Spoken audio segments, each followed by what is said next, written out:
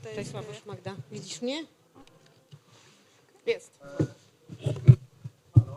Halo, halo, jak mnie słyszysz? Teraz słyszę dobrze.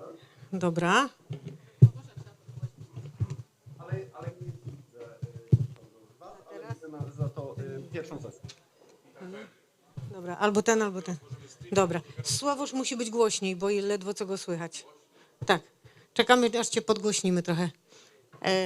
Dobrze. Super.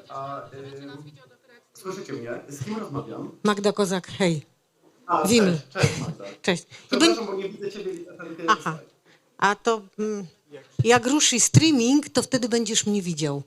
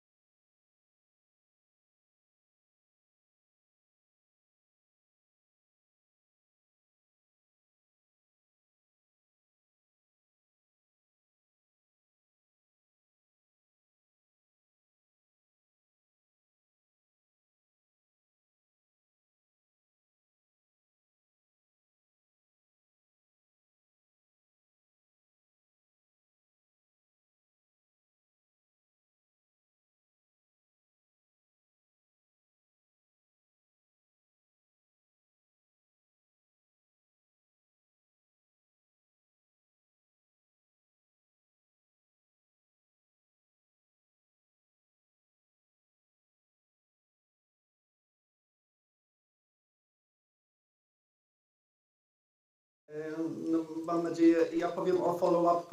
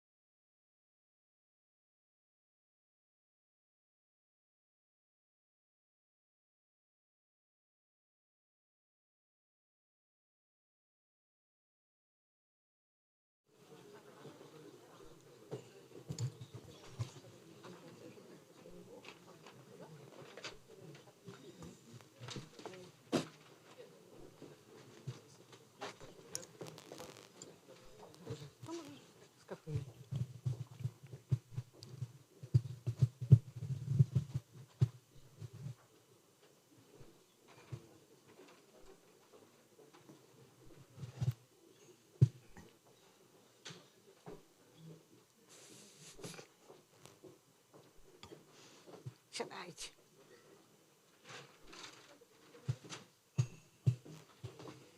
No nie będziemy go. Dobra? Dawaj. Tak, już dawaj.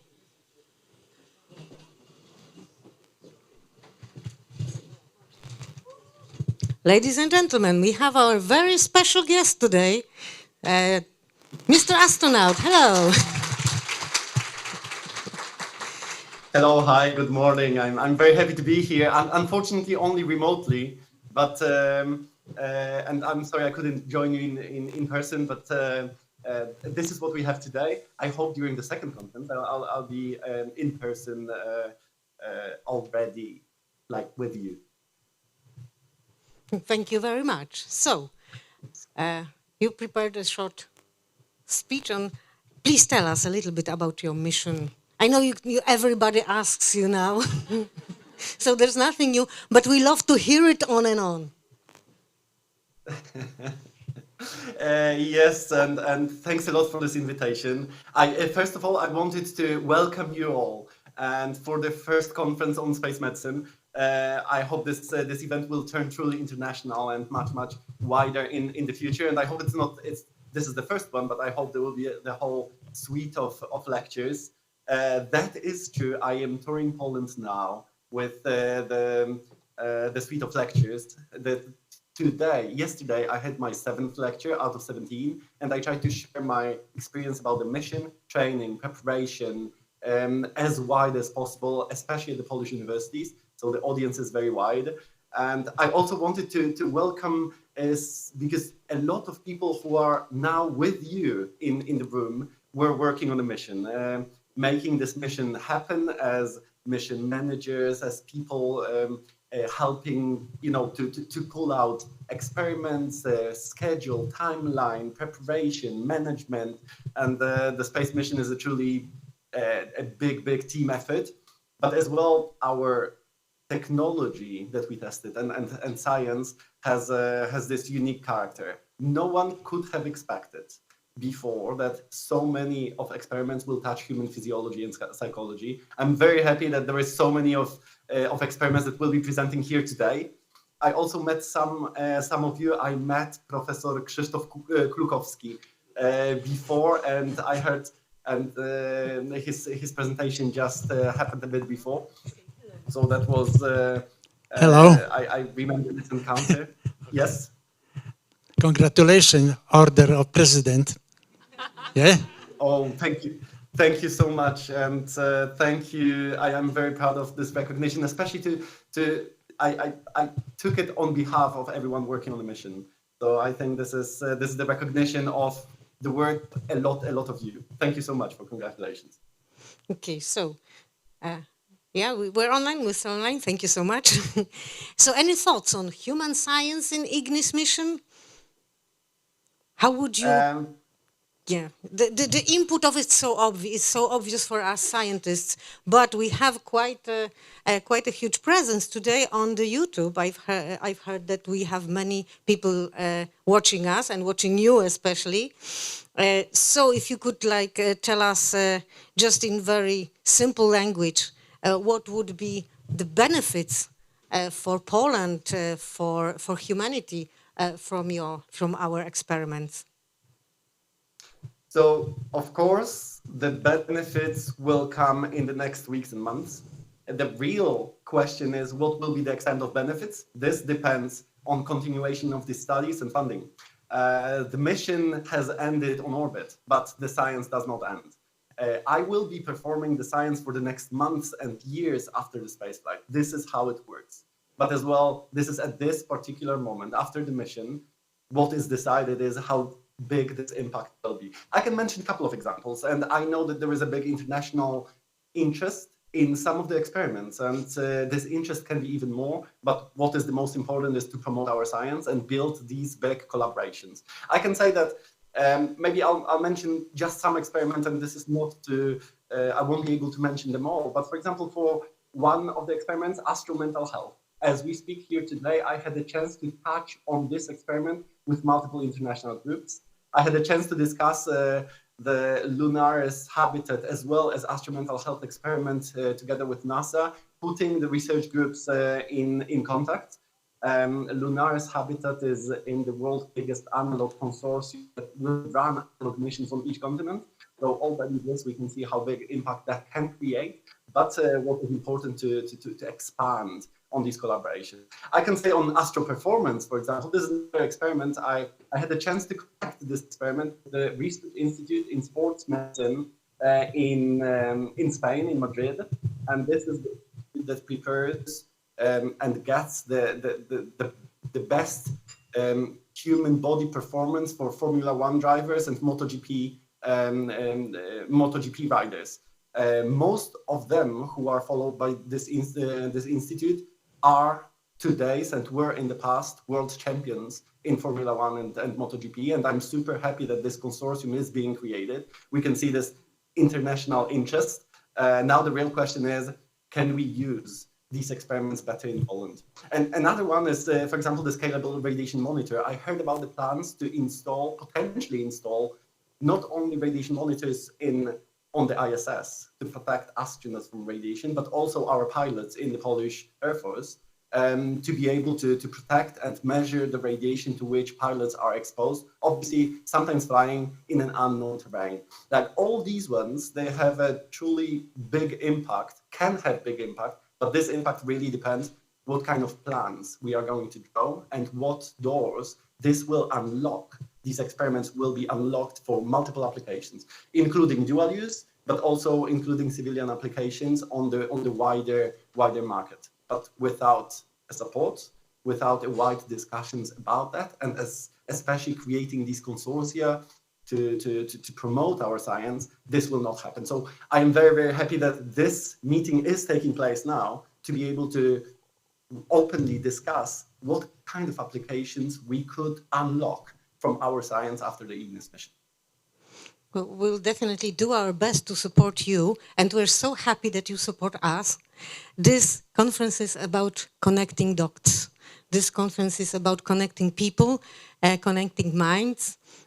Space is for unique place for connection, not only engineering, but the many other scientific departments like medicine, like bioengineering, like genetics, and so on and so on. I believe I could continue forever, and everybody knows that we have plenty of opportunities to share.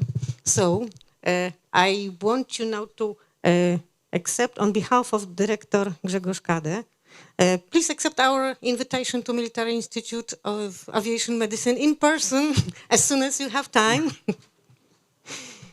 I promise. Thank you so much. Yeah, thank you so much for the invitation, and I would be very, very happy to join. With Magdalena, we had the chance to discuss already a couple of times, but I have never been at the institute, and I would be very, very happy to join. Next time I'm in Warsaw, whenever we can find time, that would be a big pleasure for me. And I wanted to express my deep gratitude to you and to the whole institute for organizing that conference and having this wide discussion, especially from the military side, how the science performed during exploration mission is applied for dual use applications, and this impact is can be big. But the first step is always starting the discussion, having these collaborations, and then from that moment, I think the path can lead into the future. Okay, now that I got your promise, there is another promise, and this is Medical University of Gdańsk, who is the co-founder of this conference. So I believe that they will also need you on board as well, and you know them also as well, so much. So another question is, this will be a bit gossip. Have you met General Hermaszewski in person? Did you guys meet and chat? Yes, of course. I met General Hermaszewski during my selection process. I didn't know him before. He was always a big symbol for me, but I had the chance to meet him during my selection process, and he supported my process. He shared his experience very, very openly, and I am very deeply grateful for that. He was also the person who was commenting live on the television my selection and presentation of astronauts the 22nd of November 2022. So that was a big moment for me. I was on the stage, but I could feel that was a big moment for him as well, being really emotional about that and waiting for the next Polish person to be selected as an astronaut for decades. I hope now that when we talk, for my followers, I'm not going to wait for 50 years, but I hope we established our presence for good. General Hermaszewski was the first person who called me after my selection the next day at 9 a.m. Exactly 9:00, the phone rang, and I saw it was his number, and he called me to congratulate me, but also we had quite a long talk for 45 minutes, sharing his story of the spaceflight, but as well what can happen in the future for me at that time, joining the ESA astronaut reserve that no one really knew what it was because the reserve was created for the first time. Okay, thank you very much, Sławosz, for your precious time, because now I know that it's a very limited resource that you have is the time right now. Can we have one question from the public to you? Of course. Just with one? pleasure. Who dares? Okay.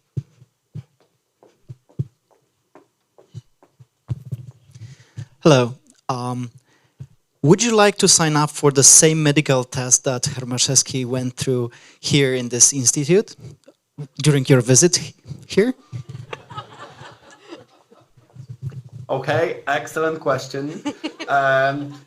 I will definitely consider if there is such a willingness. I would need to know a bit more about the test. So this is one we can keep on discussing. I think that would be really interesting to have a measurement and reference point. So I would be very happy. But I know as well that Professor Krzysztof Kutlowski, who prepared as a flight surgeon the mission of General Hermaszewski, he at the same time was reviewing the medical science happening for IGNIS mission, the one that I could perform in orbit. So already we have one person as a flight surgeon joining these two missions, and this is my big honor and privilege, knowing that actually there is a person who joins us both space flights in between the one that happened in 78 and the one that happened in 2022. Okay, thank you so much. Any thoughts? Any final words? Because I know you need to run, and thank you so much. Yes, so I wish you all very fruitful discussions. I think everything starts with a discussion. That's how our first space flight started as well.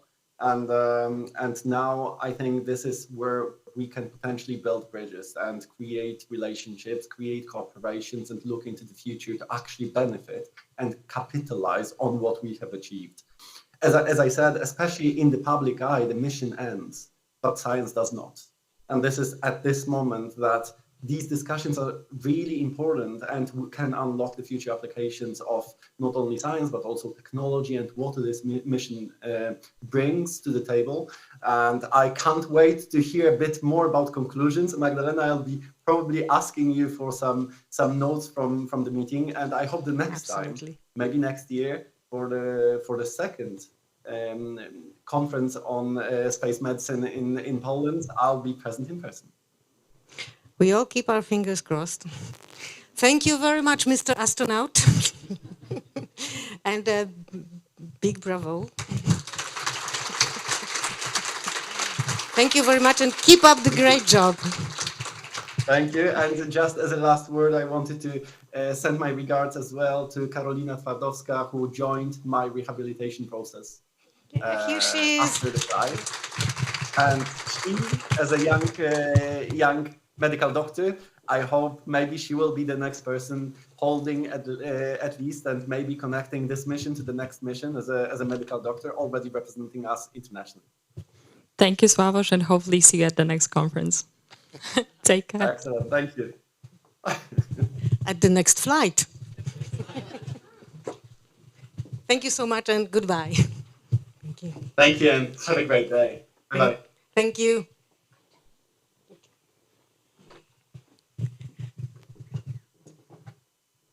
No, I don't like to see myself.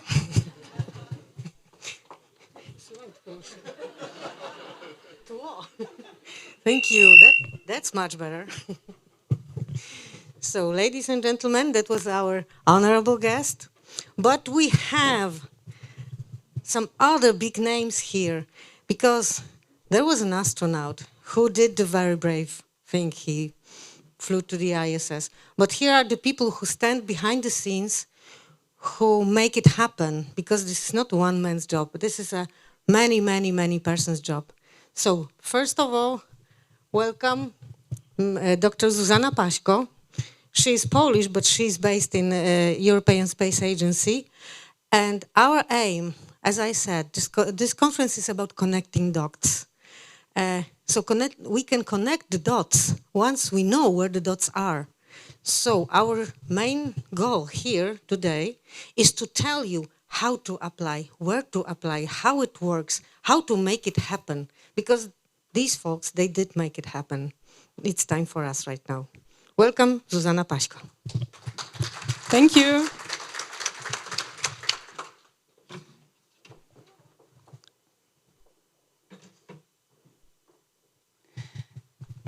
Thank you. It's a big pleasure for me to be here. My name is Zuzanna Paśko, as already introduced. I am a medical doctor, and I am currently doing my trainee program in the Human and Robotic Exploration Directorate in European Space Agency. I have been selected for the Polish National Trainee Program, and I would really like today to engage the Polish scientific community a little bit, because the only step that we need to take is to apply, to submit the proposals, to actually come up with initiatives, and anything could happen. So first, I would like to start with our strategy. We have come up recently with the Explore 2040 strategy, which is outlining the steps for ESA for the next 15 years. And you can see here the first step is obviously ground. So we are performing science both in ground analogs, but also utilizing our space platforms to perform science that will improve the life on Earth. So, for example, coming up with medical technologies that will then be applicable in hospitals to treat patients on Earth. The next step is low Earth orbit. We are there already. We want to use these platforms to further the research for the deep space missions, for example, on crew autonomy, or for health as well. The next step would be Moon. We want to establish a human presence on Moon and want to have a European astronaut on Moon. We are already involved in Artemis program, in development of the Gateway Station. And here we would like to mostly focus on radiation research. And the last step would be Mars, but for that we now only expect to establish a robotic presence. We are not just yet sending humans to Mars. I would like to take a few minutes to talk about the health risks of spaceflight. I think they may be obvious, but I would like to repeat that. Those slides were actually provided to me by Anna Fogelman, who couldn't be here today, but unfortunately she wished she could. So we have the confinement, the changing gravity fields while entering microgravity, sometimes going from micro-G to lunar G, for example, for moon missions. We have the hostile space environment. We have the hyper-G doing accelerations, the distance from Earth causing the isolation, causing no support from Earth, the lunar dust, which is also a big risk factor, and the ionizing radiation. And this influences the whole human system. I would say we have the fluid shift, the endocrine, immune, sensomotor, cardiovascular, musculoskeletal, vestibular, and neuroocular systems are all involved in these changes. And there's also the question of behavior and performance of the crews. So timeline-wise, you can see that the changes already happen when we start. Immediately we have while entering the microgravity, we have the weightlessness, the tissue unloading, the hydrostatic gradient is abolished, and then within seconds to minutes, we already notice anthropometry changes, there's a fluid shift, the neurosensory system unloading, and already the musculoskeletal musculoskeletal system unloading as well. Within minutes to hours, we already see spinal lengthening that causes back pain. There's an increased cardiac output, decreased vascular resistance, facial edema. The astronauts complain of nasal congestion. There's a space motion sickness, spatial disorientation, motion control impairment, and already at this stage we notice the atrophy of bone and muscle starting. And then within days to weeks we have further changes, increased vascular pressure, impaired cerebral venous drainage, increased cerebral blood flow, and the revision of neurosensory inputs. Some things will adapt, some naturally, physiologically, some with our help by implementing countermeasures. I will not go in depth because I have limited time, but on the pictures you can already see within the first hours there's a face edema present in the astronauts. It subsides during later in the mission, but it is very visible. There are the anthropometry changes I already mentioned, the cardiovascular changes. Actually, the system adapts very well to the weightlessness, but the changes are existing, and you can already see on the picture here that there has been deep vein thrombosis detected in the internal jugular vein of the astronaut. And this is something that will be considered a priority for the research now. As you know, thromboembolism is a big health risk, and for the deep space missions, this is something we should really take into consideration. The bone loss that I also have already mentioned, it's a cause of the unloading, but also metabolic and hormonal changes, among others. And you can see on the picture how significant that thinning of the bone is. Also, muscle loss. We are coming up with countermeasures for that, as well as for the bone loss. We implement exercise, so astronauts are on a rigorous exercise schedule. But it still happens, and we still need to keep it in consideration. And the last slide on the health risk, it will be the neurological ones, with a special mention to the spaceflight-associated neuroocular syndrome, which is a very unpleasant condition that causes visual impairment. And here on the graph, you can see the volume change in the brain ventricles over time. So the priorities that I would like to outline to the medical community that we would like to focus on researching are, first of all, radiation, so the impact of radiation on the human body. What can we expect? Maybe coming up with countermeasures already. Lunar dust, it can be very abrasive, for example, for the lung tissues of the astronauts. We have the exercise and nutrition countermeasures. Exercise, obviously, for the bone muscle loss, but nutrition is a countermeasure that can influence the whole human body. As you know, it is very important, and it will be very challenging for deep space missions. We have the decompression sickness with repeated extravehicular activities. There is a big pressure changes for the astronauts. This is what you usually would associate with diving, for example, but this is also persistent in EVA performing astronauts. We have crew autonomy. When we go further from the Earth, we will need the crew to be autonomous health-wise, medical-wise. They may not always be able to depend on our support on Earth, so we need to make sure we come up with tools to facilitate that, to keep them safe. And altered gravity, when astronauts enter from micro-G to lunar G, for example, there are some cognition issues, they can get disoriented, and we want to make sure that we are keeping them safe and prepared for that. And the last thing I already mentioned is the venous thromboembolism. That's also the priority for us. Then I would like to introduce you to our platforms that you could, and I hope you will apply to. So first things are obviously the crewed space stations, so actual low Earth orbit, or in the future also maybe distant destinations like the moon. It provides the authentic spaceflight experiences. So here you have the actual microgravity, the radiation, isolation, confinement, the whole set of the space risk factors. But it is a tough environment to perform science in. It's highly competitive, costly, the space. And the crew is limited, so the sample size is also limited. The crew doesn't always have time to perform the science. And also there are big restrictions on procedures and equipment utilization, so the feasibility tests are very rigorous for the research. And yeah, it's not that I'm discouraging you. I hope this is also going to be more available to the science community, but we have alternatives. So we have grant analogs to perform research on humans. We have the parabolic flight, the isolation and confinement facilities, as well as bed rest and dry immersion. So for the parabolic flight, this is actually a great platform to perform microgravity research. This is the only platform you can do microgravity research that doesn't need astronaut training, so it's easily available. And it's good to test both health issues, countermeasures, tech development. It's an overall very good platform to use.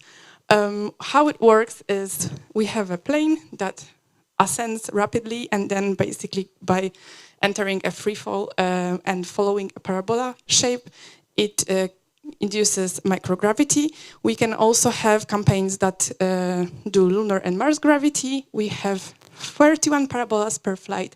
There are 3 flights per campaign. We have 2 campaigns a year, so there is a lot of space to perform the science.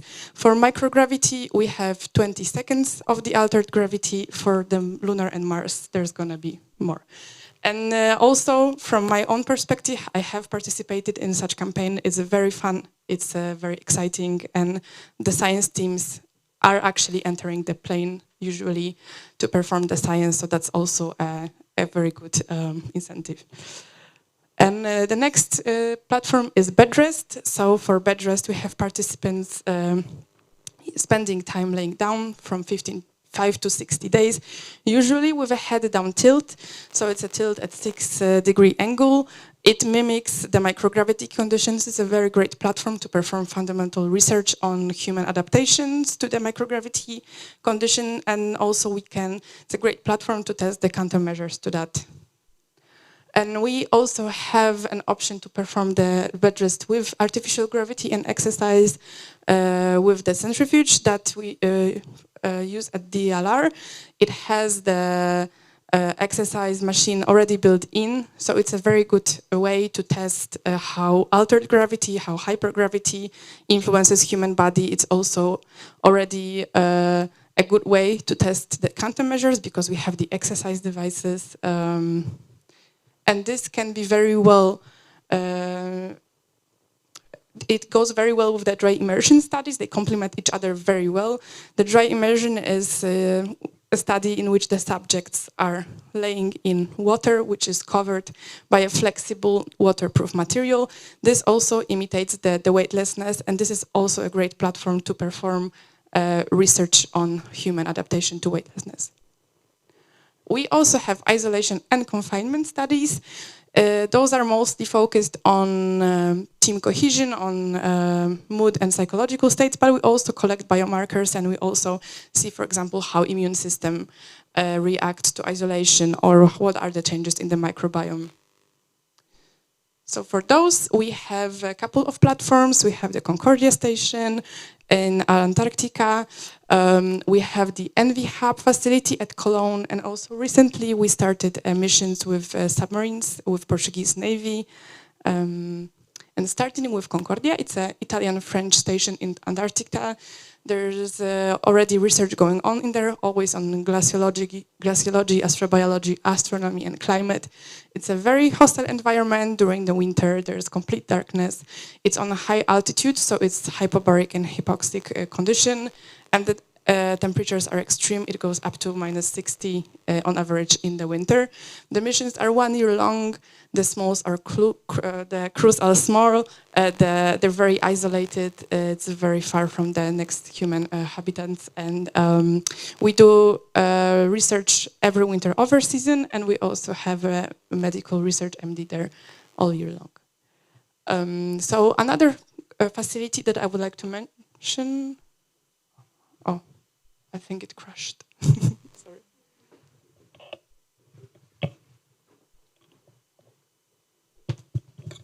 Okay, but I can continue. So the next facility is the Envy Hub at the DLR, where we're going to be launching a 100 isolation day study now in April. Unfortunately, the research is already selected for that, but we are planning follow-ups, so please stay tuned for that in the future. And there, as I said, we're going to perform research on mostly on mood psychological state, team cohesion, nutrition, cognition, and other human factors, as well as collecting the microbiological samples.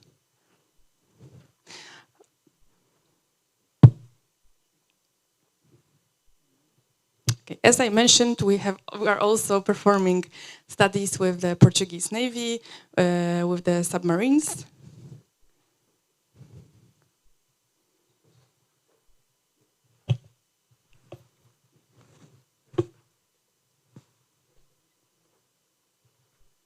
I can continue without the slides. There's just one slide at the end that I would like to show you because it has a... I think it's crashing again.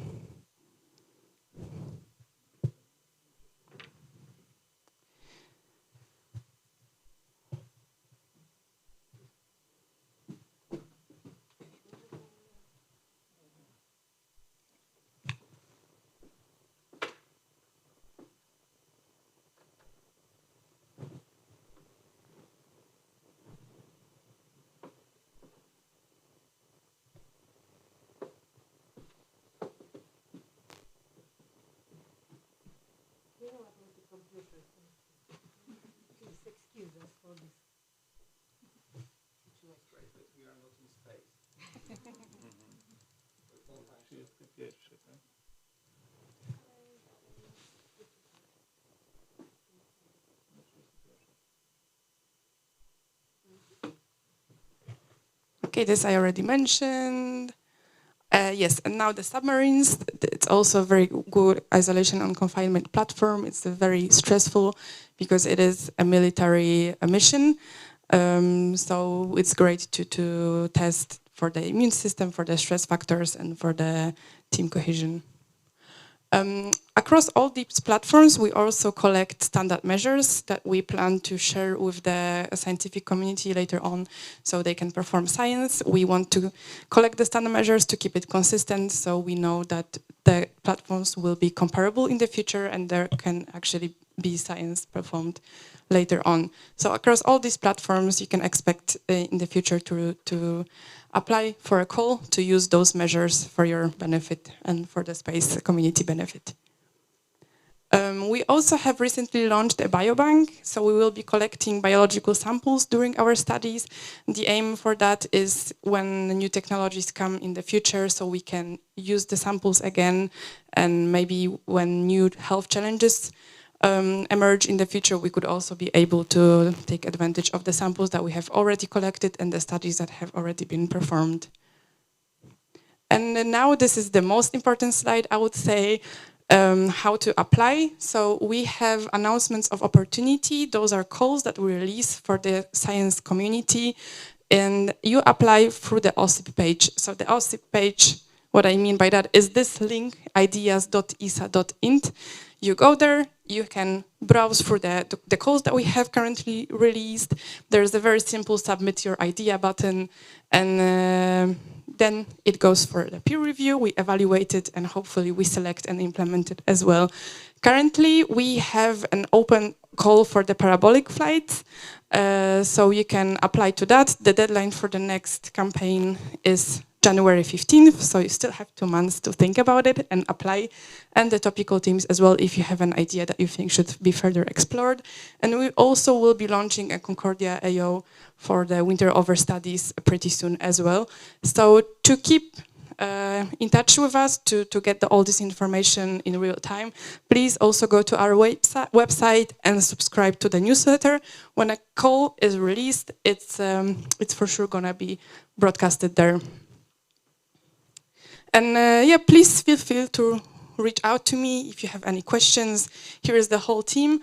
Here is my email address. If you have any other question, please feel free to approach me. Thank you. Thank you very much. I hope that you do approach Zuzanna. You're going to be very busy soon, I hope. And now, thank you. And our next speaker is Dr. Aleksandra Bukała, who will tell us about the Sławosz mission, about the IGNIS mission. And she was in charge of preparing and managing and doing all the backstage stuff. So, Ola, the floor is yours. It works. And, okay. Yes, good morning, everyone. I had the privilege to be a mission manager from the Polish side of the IGNIS missions since the very beginning, since August 2023, when we signed the agreement. And of course, I was also involved in the preparation of the agreement itself. And now I can fully understand the complexity of what Professor Klukowski has said earlier today. This is a hell of a challenge to send a human and the experiments to space. So, but I wanted to start by acknowledging the role of Military Institute of Aviation Medicine in human space flights in Poland, and enormous experience. And I prepared some kind of a very basic comparison of these two flights. So I found that General Hermaszewski has flown from 27th of June to 5th of July, and Sławosz from 25th of June to 15th of July. Actually, we asked our US and ESA partners if it's possible to postpone the Axiom 4 start by 2 days, so make it an anniversary. But the weather was deteriorating, so we didn't want to risk the further delays. We were already almost a month in the quarantine because of the mission delays. So General Hermaszewski orbited Earth 126 times, and this is a precise number. For Sławosz, I had to do some math, but it was approximately 320 times. We heard about the experiments performed by General Hermaszewski. For Sławosz, that was 13 experiments on board of ISS on medical, biotechnological, technological, biological fields. And I think we will spend the next 2 days talking about especially those that are focused on human sciences and medicine. And, but also he performed 5 experiments of ESA, 3 of India, and 3 of Hungary. So the basic information about the mission, it was the launcher was Falcon 9 Block 5 rocket with on top the crew Dragon capsule called Grace, and our crew had the privilege to give the name of that vehicle because that was the maiden flight of this particular capsule. The destination was, of course, International Space Stations. And since it was the first flight of this vehicle, the operations decided to make it a safer but longer way of approaching the station. The start was at 8:31 Polish time on the 25th of June, so 6:31 UTC, and the time used on the station is UTC, so then we switched to UTC basically. The landing was at the 15th of July at 11:31 Polish time in the Pacific Ocean. Mission duration was 20 days, 2 hours and 59 minutes, and we had a very nice zero-G indication, Joy, the one over there, and it was also the crew that selected the name, and I, of course, have one at home. Not this one, but you can buy it in Amazon. The mission, the crew was 4 people and 3 countries involved. So Poland, IGNIS mission, we had an agreement with ESA, and actually it's still in power until the end of this year. And ESA had an agreement with Axiom. So ESA was the one guiding us through that mission, and I think it was a very good decision. From my private perspective, it was a very good decision because it allowed us to have a trusted and experienced partner to allow us to select good experiments, especially that we didn't have much time to prepare. Hungary decided to go directly with Axiom Space, and the execution of Polish experiments was based on the MOU with ESA. And this is important to mention that we had this opportunity that the other astronauts performed our experiments, and that our astronauts in return performed some of the other experiments. Because in medical research, you can never have only one subject. When you can have one subject, but then you cannot publish any results. And for India, it was the same. So the agreement was between ISRO. ISRO is an Indian space research organization. It's like their space agency, and Axiom Space, and the execution of our experiments was based on MOU, Memorandum of Understanding with ESA. And we needed a very close cooperation, and that cooperation was excellent because to be able to perform so many valuable experiments, we needed as many as possible subjects. And this is the crew. So we had 4 crew of the Axiom 4 mission with a mission commander, Peggy Whitson. Each of them, they had this nickname. So Peggy was Peggy. Shubhanshu Shukla, mission pilot, Indian astronaut, was called Shuks because nobody could remember Shubhanshu Shukla. Then we had even more challenging Sławosz Uznański Wiśniewski. So he was named Sławe, and he was one of the 2 mission specialists. And the 4th one, the youngest one, was Tibor Kapu from Hungary, also the mission specialist, and we called him Tibi. And he was a very nice person. He's like every party is the best with Tibi. And then I will not go into details of the experiments. You have them named and grouped into the groups. I don't feel as with the background in management and robotics, I don't feel very comfortable talking about the details of the experiments performed. So we altogether 105 hours was spent by Sławosz Uznański Wiśniewski on performing Polish experiments. This is a lot for a 2 weeks mission. It's really a lot. We were a little bit lucky because we had to postpone the landing, so we gained a few extra days on the station, which we of course used.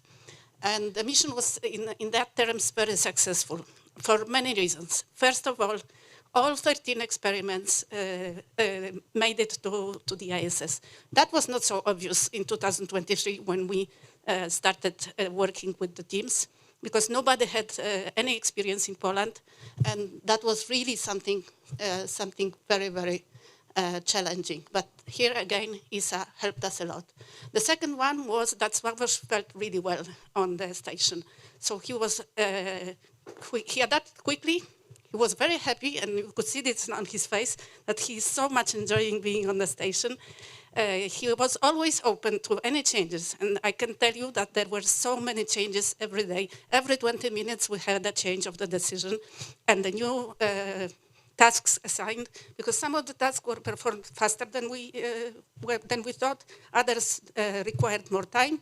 We of course had malfunctions that I will not go into detail, this is top secret. And so the idea was that just after the signature of the agreement in August, we have 2023, we immediately announced call for ideas.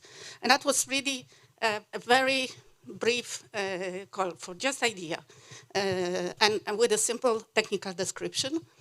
And the 8th of September was the closed out of that call, and we received an enormous number of 66 applications. ESA couldn't believe it, that with the country with almost no experience in experiments on ISS, we already received 66 applications, and I think Andrzej, who was there, and Monika with us, can confirm that most of these experiments were very good value. So we selected first the initial list of 18 experiments. We did it in 2 teams, ESA team separately, of pool of experts and the Polish team separately, and then we compared the ranking lists. Fortunately, they were quite the same. So that was the pre-selection, and then based on further work with the experiments, taking into account the timeline, we selected in the end 13 experiments, and then by May 24, all the contracts were signed and experiments were at full speed. And here again, I have to acknowledge the help of Military Institute of Aviation Medicine and also of the military chamber, medical chamber, because for most of them, for 8 out of 13 of them, we needed a bioethical check.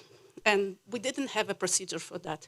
And we asked Military Institute of Aviation Medicine to help us with that task. And I would like to thank personally to Professor Klukowski, but also to Krzysztof Kowalczuk and Magdalena Kozak, of course, for their really professional and active support that made it possible, because we had to go through the National Medical Board, then we had to go through ESA Medical Board, then we had to go through NASA Medical Board, and then we had to go through the international partners of ISS Medical Boards. So it really required from the very first step a very close and professional approach. So that is all I said. Well, one more thing about the short duration mission. Thanks to cooperation with ESA, some of the experiments spent more time on the ISS. For sure, the stability of drugs, where we will check how microgravity and increased radiation influence the drugs, the pharmaceutical drugs, and also the Leopard on ISS. This is an onboard computer with artificial intelligence modules, and it will also spend more time to see how the microgravity and radiation influences the electronics. And then I have one more slide, and this is something I wanted to show you. This is the team, the operations team. That was our control room, actually. So if you see these beautiful Hollywood movies with the huge screens, okay, this is also something that there in Munich, in Oberpfaffenhofen, is present. But the team that is really managing the mission worked in this beautiful room number 13, and that is a mission manager from the ESA side. That was me, and all the others that we worked around the clock in shifts to manage the mission. And you can see here the daily schedule of the astronauts. The one in green are being performed, the one in gray are already performed, and the white ones are remaining. So I must say it was around 4 p.m. at that time. And that's all from my side. Thank you. Thank you very much. Thank you, Ola, for sharing this wonderful experience with us. And now I would like to ask Dr. Andrzej Piątkowski from Polish Space Agency, the Vice Director of the Department of Research and Engineering Department.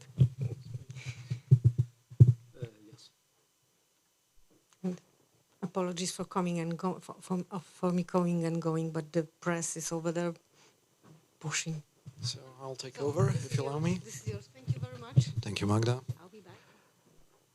General officers, distinguished guests, my name is Andrzej Piątkowski. As Magda has already highlighted, I am the Vice Director of the Department of Research and Innovation.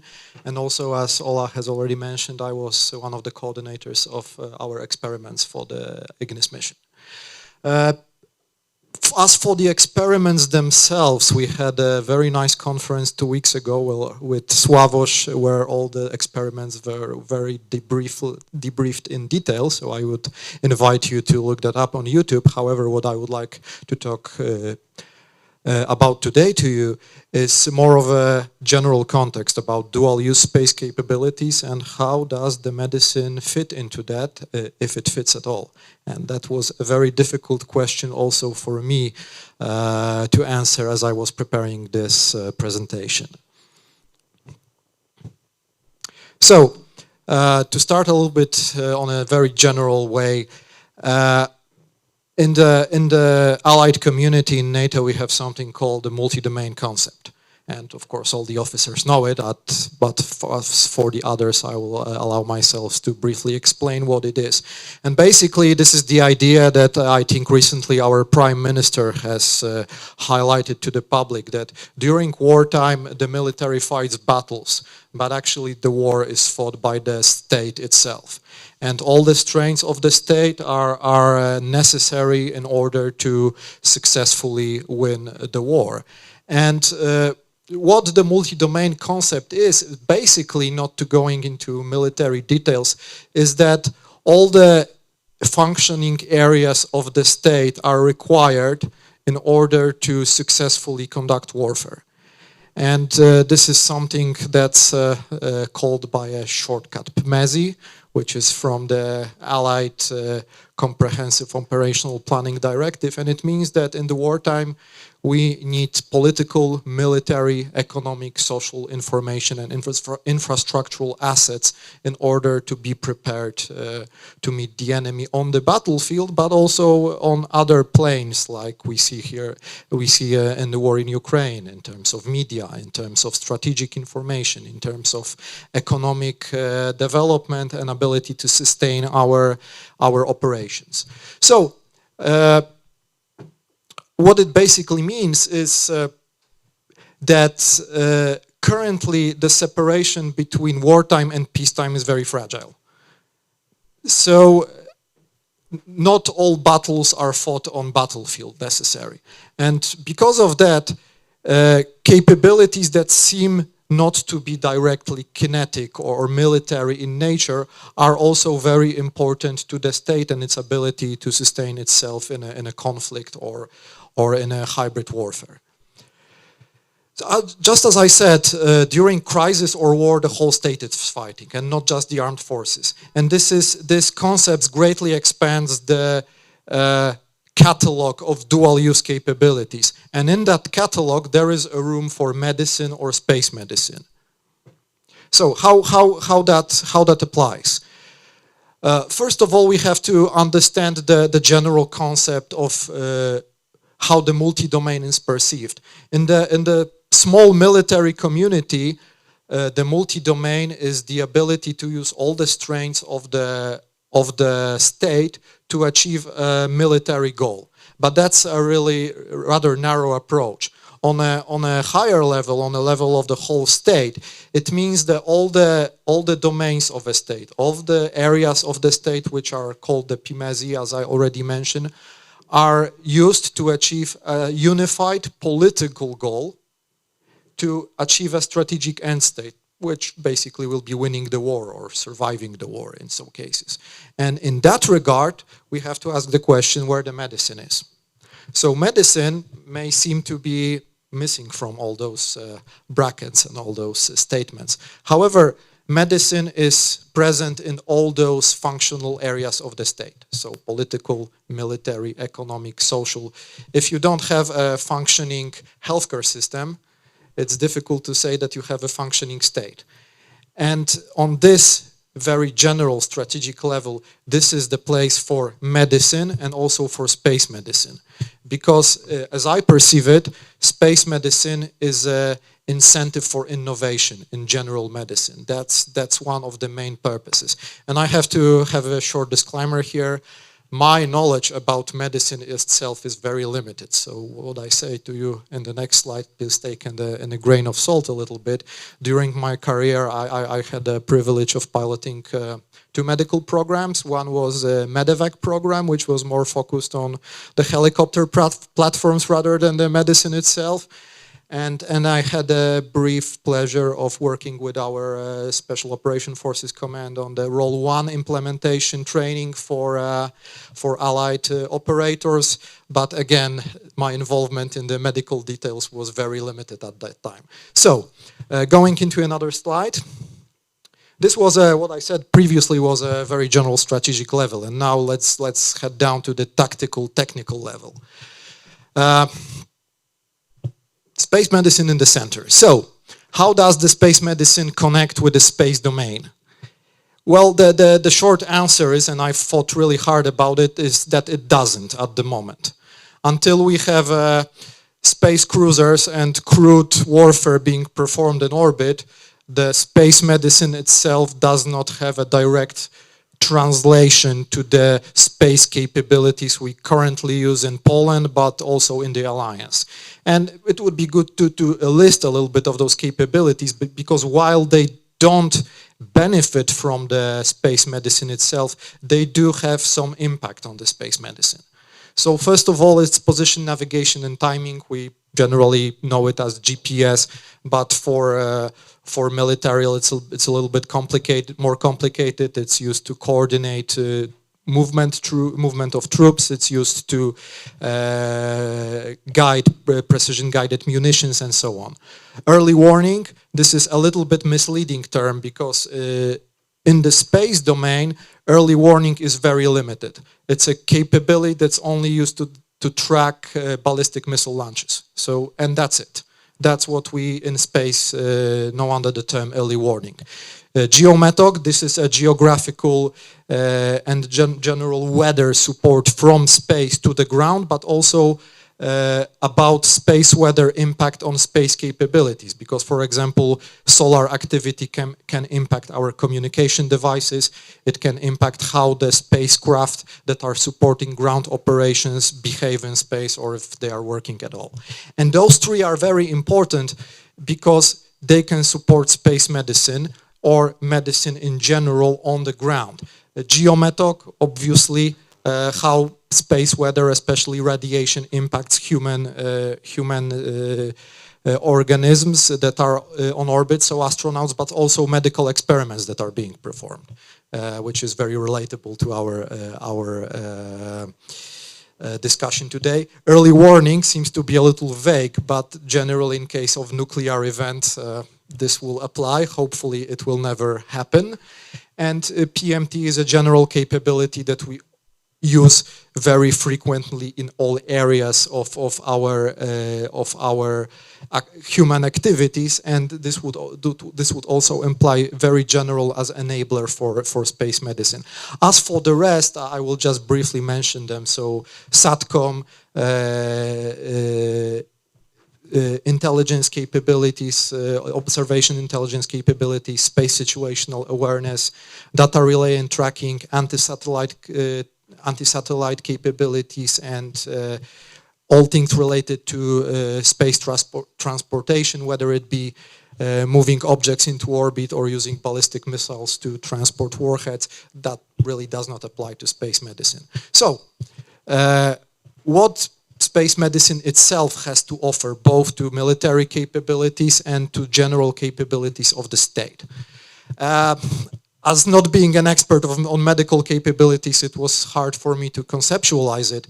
But in general, what already Sławosz has mentioned and what Ola has hinted, space medicine has great impact on humans and robotic exploration. So without that, we cannot send astronauts to space. And in the distant future, warfighters to space. Currently, we have no such plans, but who knows what's in the US labs or Chinese labs at the moment. So this is extremely important. From the other side, what does the human and robotic exploration have to offer to space medicine and consequently to the military community? I think Sławosz has mentioned in one of the experiments that was present on the ISS, the radiation monitor. There are already plans to use it to measure radiation with the fighter pilots. So install the device on the fighter planes and measure it on how on high altitudes that will impact our pilots. The second experiment that is also being planned in conjunction with this is, I think, Maxine, which were the nanomaterials used to collect pulse of Sławosz on the ISS, and also I see the Shreyas, who was the leader of this experiment in the audience. Yes, so we plan also to install that on the fighter planes and see how the nanomaterials will perform in this high G environment. The second thing that the space medicine can offer to the general public is like I already mentioned, the general medicine. I don't know if the term is correct, but what developments we have in space, and some of the experiments can only be conducted in space environment, have a great impact on what will happen on the ground. And as in those 2 years that I was coordinating the experiments, I obviously learned a little bit about the medical processes in space. And the funny thing is that not all applications of whatever experiments are conducted in space are planned. So sometimes things just happen and you observe a very interesting phenomena, and then you can apply this phenomena to medicine on ground, even if it was not the planned result of the experiments. So this is, I think, one of the most important things to underline why it is good to perform medical experiments in space, because strange and interesting things happen during that time. And the last thing to maybe say in this presentation is how the space medicine can impact the military domains. So obviously in the military, the medicine is an enabler. It's not a capability of itself. It supports other capabilities in all functional domains. So in air domain, obviously, as we are here in the Air Force facility, land domain, maritime domain, but also cyber domain, and something that is currently being developed in the alliance, so the cognitive domain, and that's basically strategic information, information warfare, and so on. When I try to list those capabilities, obviously it's not a complete list. It's what I was able to come up in such a short time, because as you probably understand, that's not something that's currently explored. So this is a completely new area. I hope that, you know, future thinkers and researchers will be able to accurately depict what actually space medicine can bring to other domains. But this is a short list that I wanted to show you what are my ideas how the space medicine can support other military domains. And first of all, that's obvious. That's enhancing role 1 to 3 medical capabilities. That's obvious.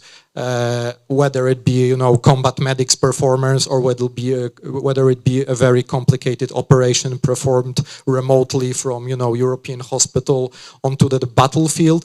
A lot of experiments that we did but are performed by other parties in space could help with that, especially with AI algorithms. So that's obvious.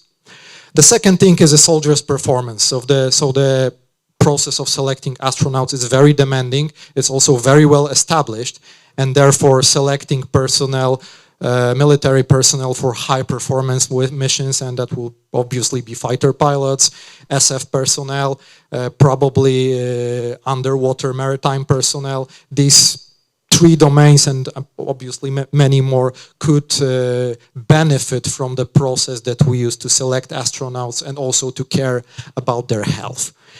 The thing that was already mentioned by Sławosz, high-risk environments. So this is what the military and space have in common. Probably space is a little bit perilous than military environments, at least until, you know, bomb starts flying. But anyway, the 3 most obvious environments that the space medicine could benefit to are high-G maneuvers, so fighter pilots' performance. The second one is CBRN environment, so anywhere where you have exposure to chemical, biological, nuclear, radiological environments. This is where space medicine could be beneficial. And what was presented here by ESA, underwater operations. So for you, it's other way around. You use the submarines to train astronauts, but we could use the psychological evaluation of astronauts to help underwater crews to act better.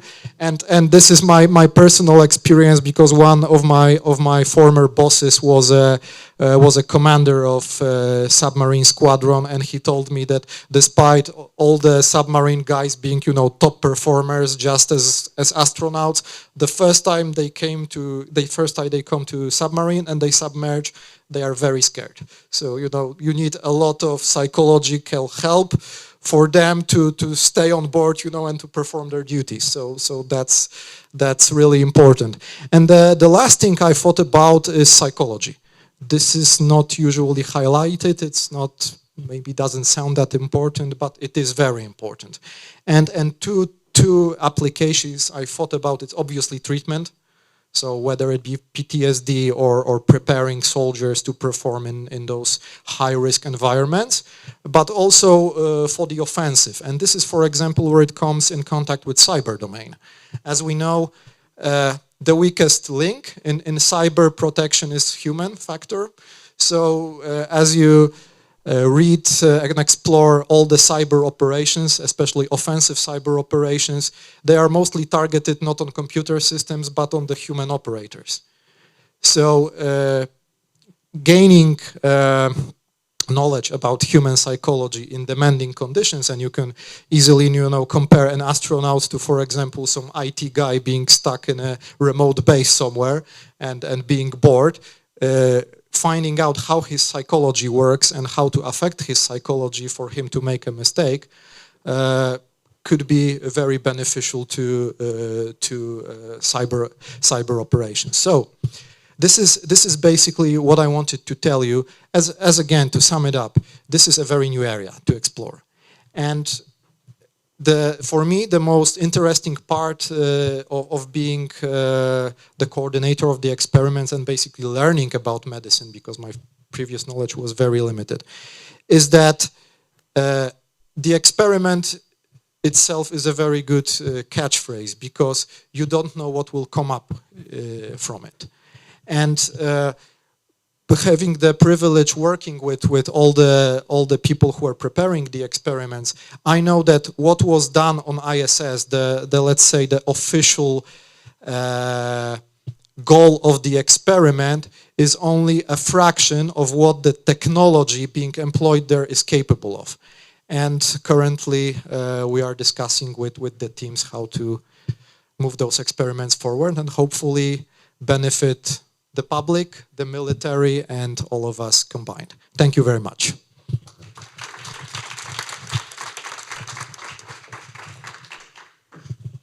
Thank you so much.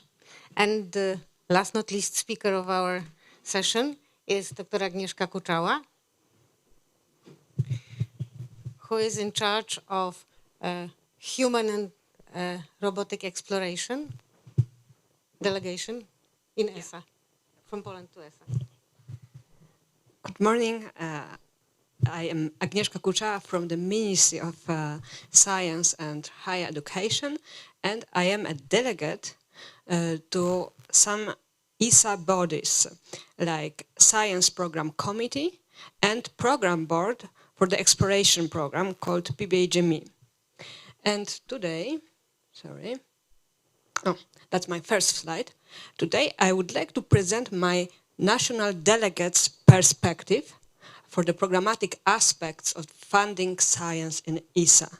Because we are all very excited about space research projects.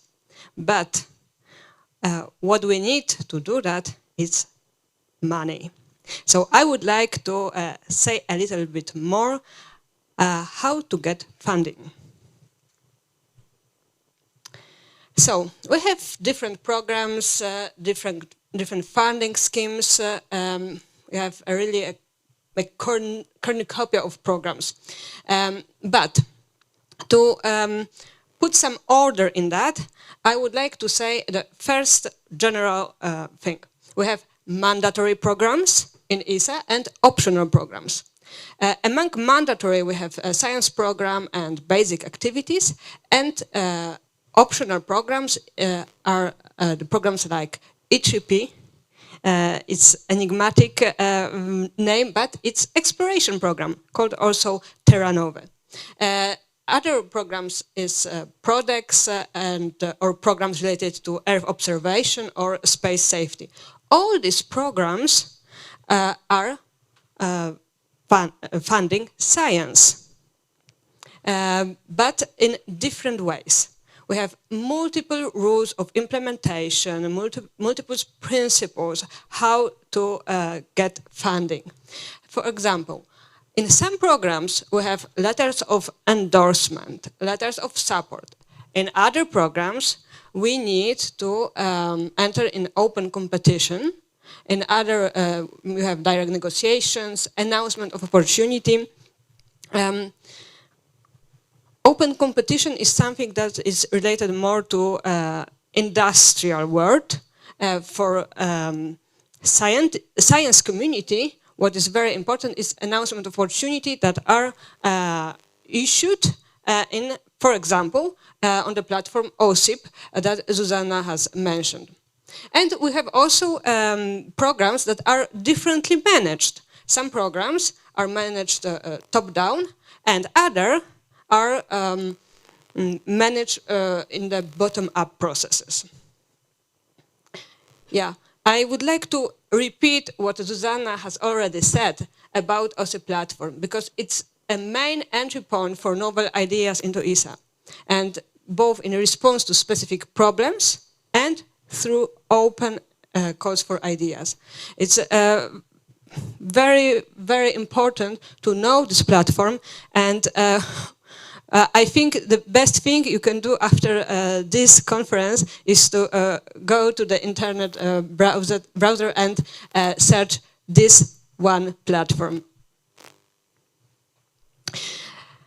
In the first place, I would like to show you the program called EGP. It means exploration program. And so far, the structure of this program was like that. We had 4 cornerstones and 2 transversal activities. So I will enter a little bit into the details to show you how this program works, because this program is the most important for us today. The first cornerstone is humans in LEO, and it means that we perform activities mainly on the International Space Station. So what Sławosz has done in the space station, it was covered by the activities humans, cornerstone 1, humans in LEO. The second cornerstone is called humans beyond LEO, and it related mainly to the space station around Moon. The third is Moon robotic exploration, and the fourth Mars robotic exploration. Expert was the element of the program related to development of the technology on the technology that is on the lower TRRs. And SciSpace is something that is the most interesting for the scientist, because it relates to science. And that was the structure so far. But now the structure will be presented in all the presentation. The structure will be more like that, because we are giving up this cornerstone structure. Now we have 3 destinations and the cross-destination elements. 3 destination: LEO, low Earth orbit, Moon, Mars, and cross-destination element relates to exploration science.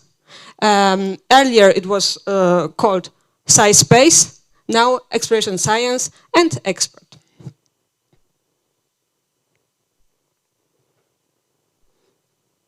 Yeah, so science in the EGP after the Ministerial Council that is planned for this month will be a little bit different, because it will be science more present in the exploration program.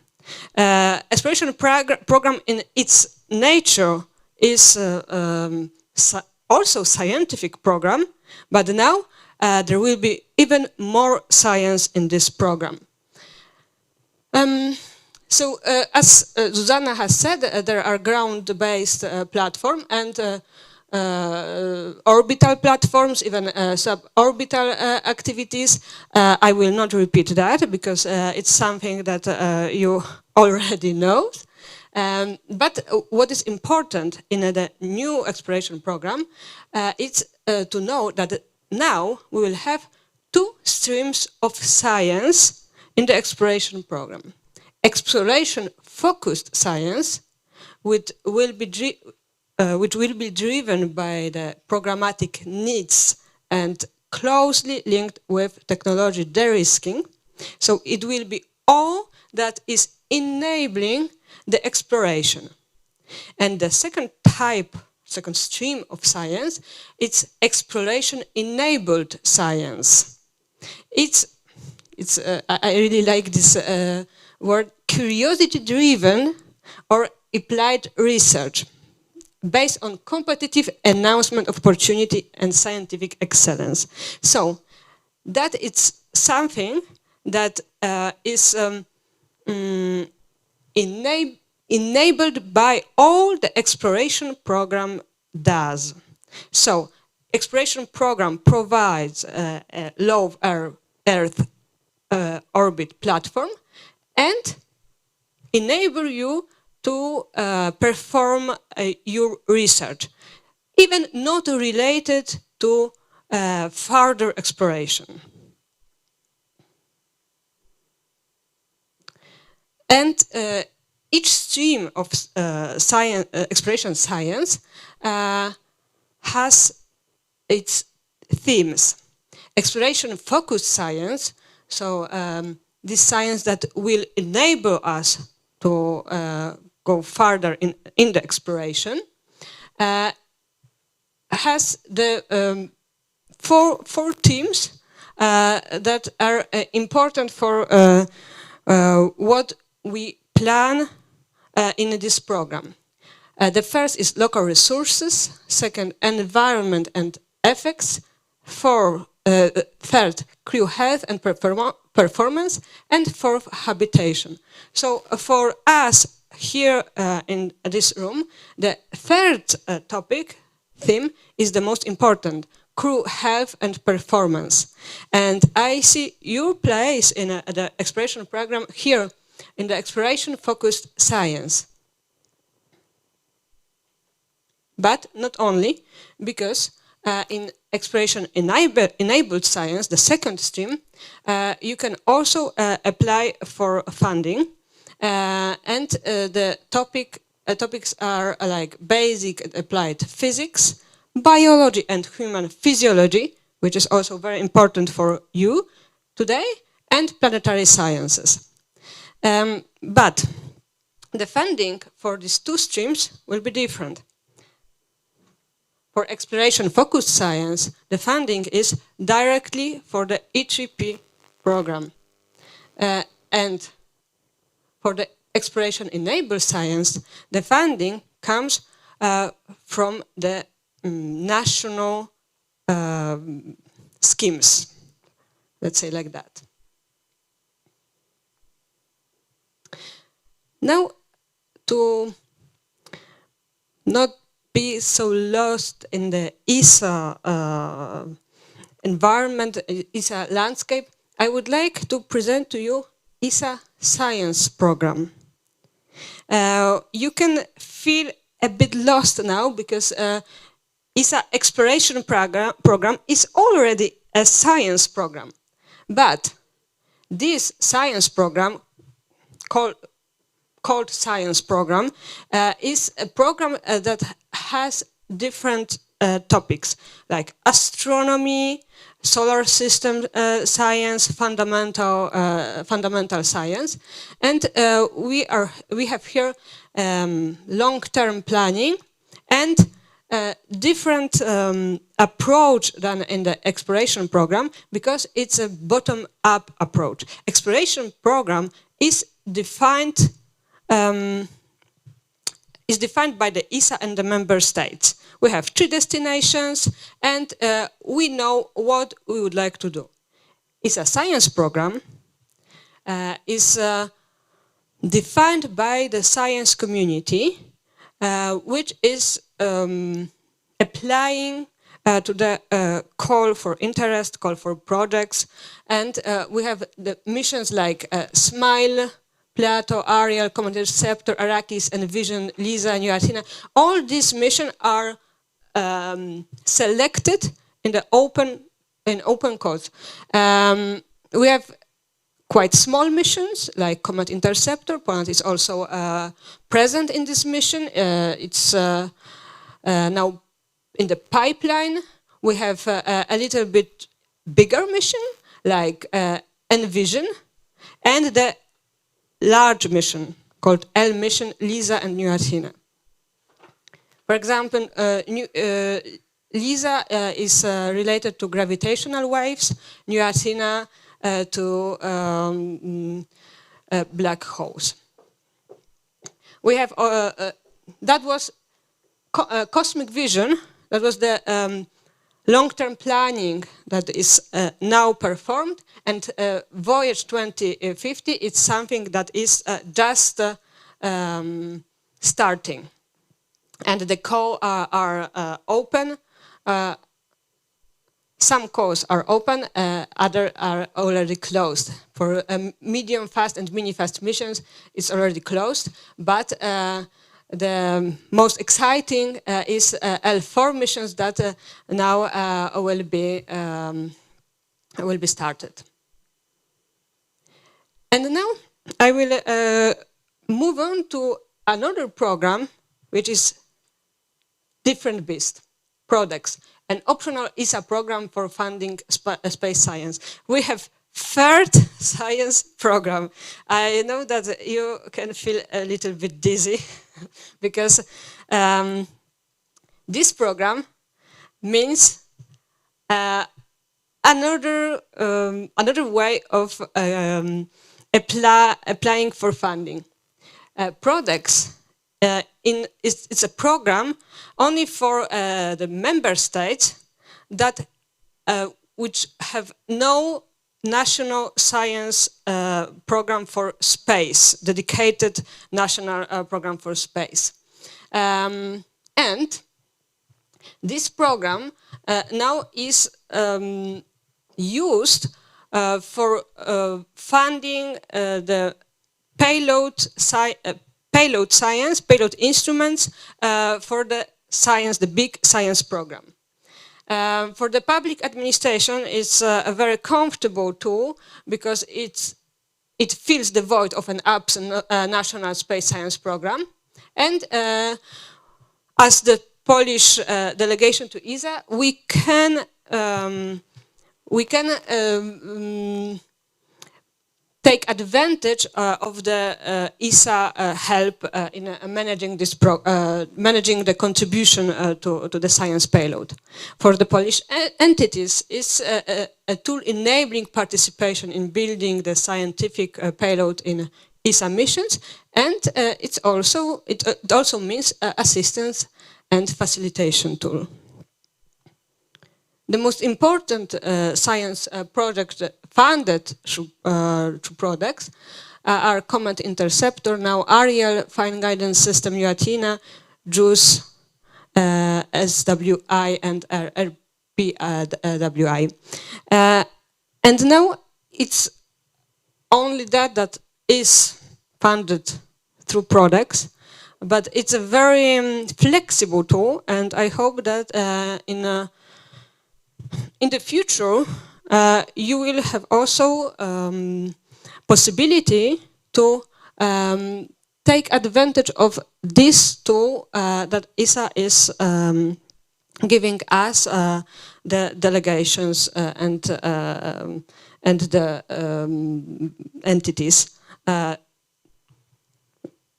which you'd want to be more involved in science and research projects. That was all that I wanted to show you. I wanted you to know more about the perspective of the Polish delegation to ESA, because sometimes it's a different perspective that you have, and what is very important is to find a common ground to discuss and to find the perfect way to perform your research project. I hope that this clarified a little bit how ESA works, how the delegation works, and it will help you in the future to find the funds for your excellent projects. Thank you very much.